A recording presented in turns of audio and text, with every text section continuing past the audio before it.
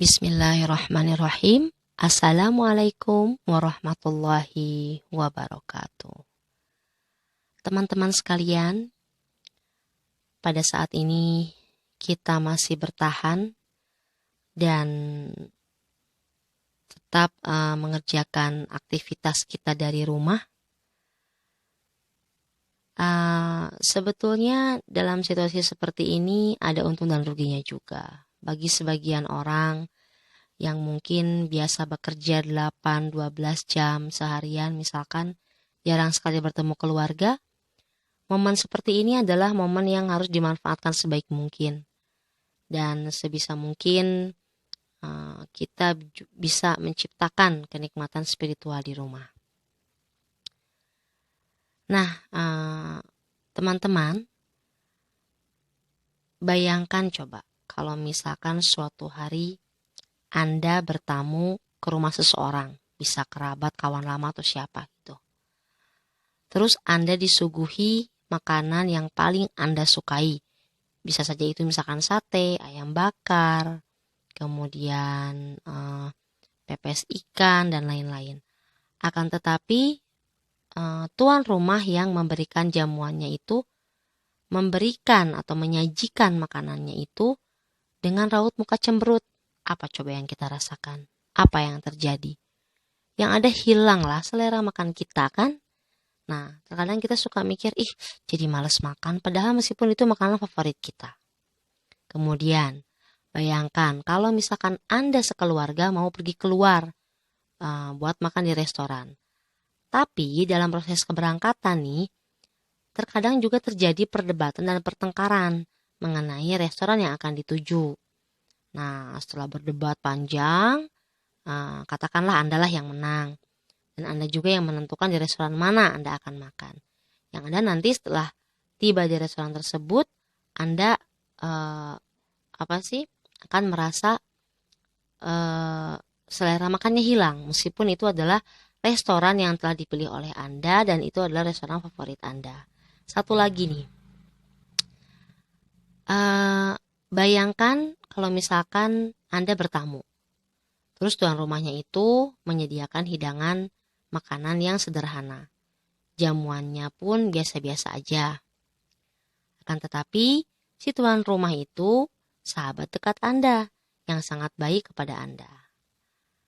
Kemudian Anda terlibat dalam obrolan yang menyenangkan sampai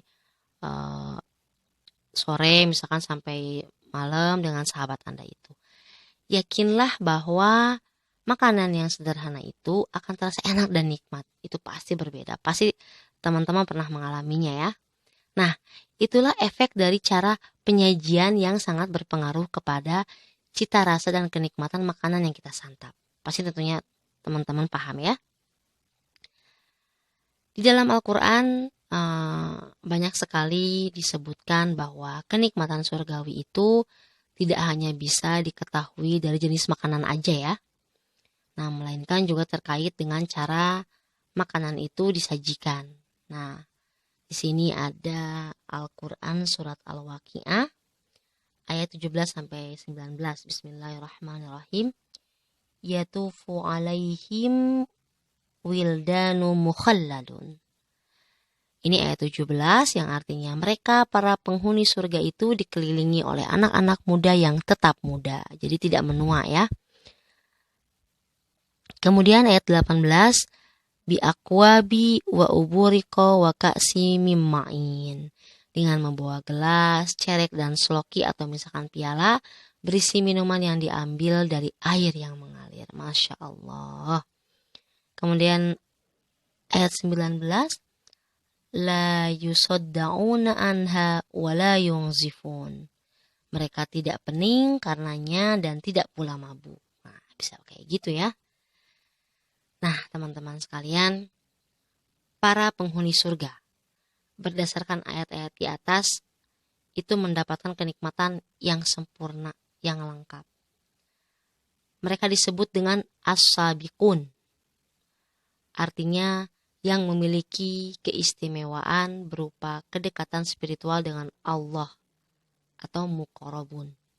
Selain itu, di dalam surga segala urusan yang mereka itu dilayani oleh para pelayan yang ada di surga. Pelayan surgawi. Sebagaimana yang disebutkan oleh rangkaian ayat di atas, mereka adalah makhluk-makhluk yang selalu dalam keadaan muda. Jadi tidak menua ya. Kalau misalkan seperti di film-film box office atau misalkan drama Korea, ada misalkan dimensi waktu yang berbeda, jadi orang itu tidak menua. Nah, hal ini kembali mengindikasikan adanya kenikmatan dan kebahagiaan spiritual. Nah, kenikmatan spiritual itu lebih berharga dibandingkan dengan kenikmatan fisikal. Betul tidak? Contoh misalkan gini, banyak halnya ya. Misalkan kenikmatan fisikal itu seperti bagaimana sih? Pasangan suami istri misalkan dikaruniai harta yang banyak, mobil mewah, fasilitas ada, tapi terkadang jiwanya itu sepi. Terkadang masih merasa ada yang kurang. Nah, perhatikan bagaimana orang menjalani rumah tangga seperti itu.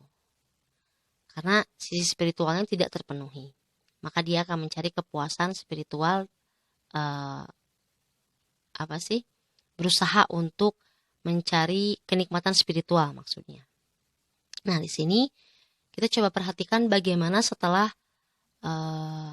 pahala kedekatan kepada Allah itu, yaitu yang tadi muqarrab, Allah menyebut pahala berikutnya berupa keberadaan pelayan-pelayan surgawi yang berwajah segar dan selalu terlihat muda. Baru setelah itu dikatakan bahwa para pelayan surgawi itu membawa cawan itu tempat yang kayak buat minum ya, dan piring berisikan makanan dan minuman yang nikmat. Nah, makanan dan minuman itu adalah sebuah kenikmatan, ya kan? Kita suka membayangkan kalau misalkan, enaknya makan apa ya?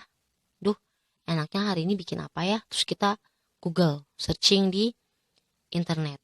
Kita buka internet, hari ini kayaknya enaknya makan apa gitu. Lantas kita cepat-cepat ke pasar menyediakan makanan yang ingin kita nikmati, khususnya pada saat bulan puasa seperti ini. Ada menu apa aja kita bikin.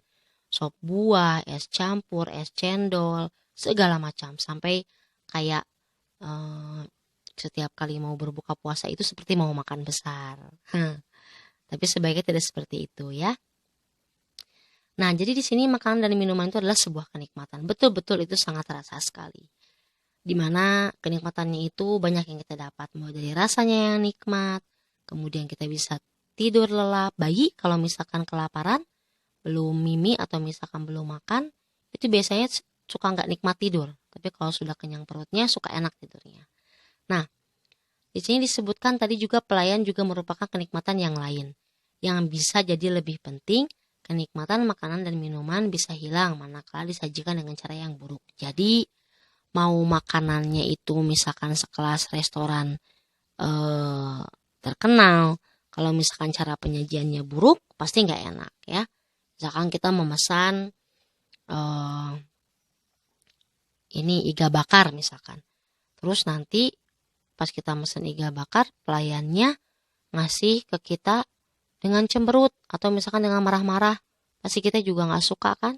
Nah, pesan penting lain yang bisa kita ambil dari ayat di atas, ayat 17 sampai 19 surat Al-Waqiah tentang keberadaan para pelayan di atas adalah kita harus sering memperhatikan dan menjaga suasana di saat makan agar tetap tenang dan bahagia. Contoh misalkan jika kita ingin mengungkapkan sesuatu kepada suami dan itu kurang enak dan sifatnya itu tidak enjoy, nggak bikin happy, itu sebaiknya dipendam dulu, nanti diungkapkan setelah makan.